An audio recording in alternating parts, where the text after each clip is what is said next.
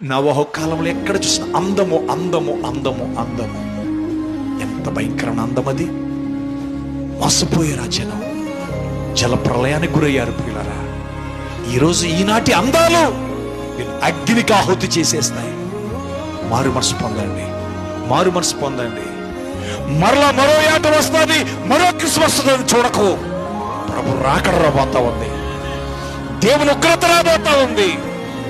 ఏదో ఒక దాన్ని ఎదుర్కోవాలి. ఒకవేళ ప్రభు రాకడకు సిద్ధపడితే ప్రభు రాకడలైనా ఎత్తబడాలి, లేదా రాబోతున్న ఉగ్రతనే ఎదుర్కోవాలి. తప్పించుకోలేవు, తప్పించుకోలేవు. క్రీస్తు కొరకు సిద్ధపడండి, దేవుని రాకడకు సిద్ధపడండి. మారు మనసు లేని మీటింగ్స్, మారు మనసు లేని క్రైస్తవ్యం, మారు మనసు లేని సభలు, మారు మనసు లేని సంఘాలు నిన్ను పరలోక రాజ్యం తీసుకెళ్ళాలి. మొదటికి మారు మనసు పొందండి.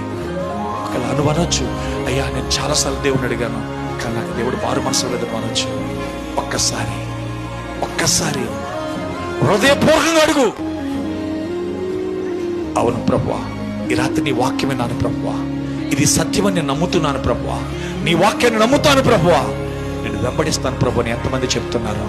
మీ హృదయాల్లో సిద్ధపరచుకోండి. పిల్లరా, లోకములు ఏదో ఉందని ఆశపడకండి. జీవితంలో నువ్వు నటిస్తున్నావు, నువ్వేదో గొప్పదానిగా ఉండాలనుకుంటున్నావు, గొప్పోడిలా కనబడాలనుకుంటున్నావు, కానీ నువ్వు నటిస్తున్నావు.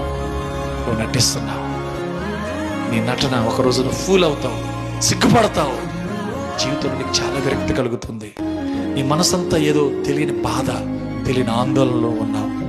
కానీ యేసు దగ్గరికి రా, ప్రభు దగ్గరికి రా. ఈ రాత్రి నీ జీవితంలో ఒక నెమ్మది పొందుకుంటావు, ఒక సమాధానం పొందుకుంటావు, ఒక శాంతి పొందుకుంటావు, ఒక సంతోషాన్ని పొందుకుంటావు. నీ దగ్గర డబ్బు లేకపోవచ్చు, బహుశా నీ ఇంట్లో ఆర్థిక సమస్యలతో కొట్టబడి ఉండొచ్చు, లేకపోతే నువ్వు చాలా వ్యాధి బాధలతో బాధపడుతుండొచ్చు. దేవుడు నేను స్వస్థపరుస్తాడు. దేవుడు నీ ప్రతి చింత నుంచి విడిపిస్తాడు.